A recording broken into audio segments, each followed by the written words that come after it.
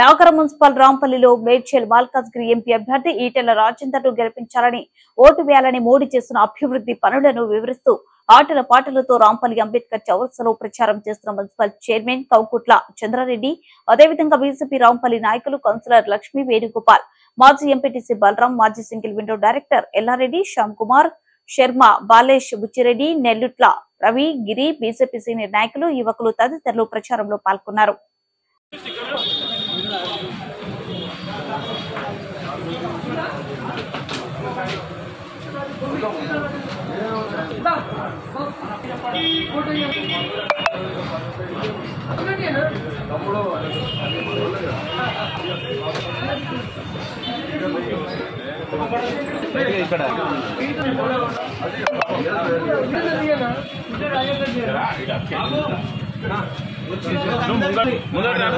Media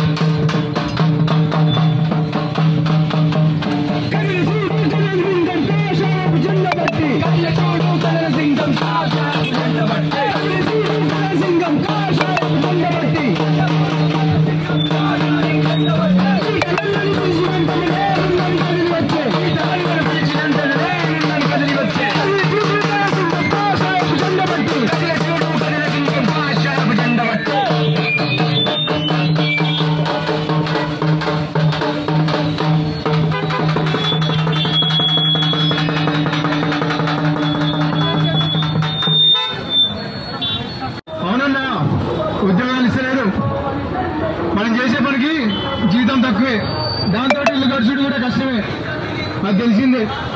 ఇప్పుడు ముచ్చట చెప్తున్నారు, ఇక్కడ ఉన్న వాళ్ళకి ఎంతమందికి ముద్రాయణ పథకం గురించి తెలుసు అన్న? మీకు తెలుసా ముద్రాయణ పథకం గురించి?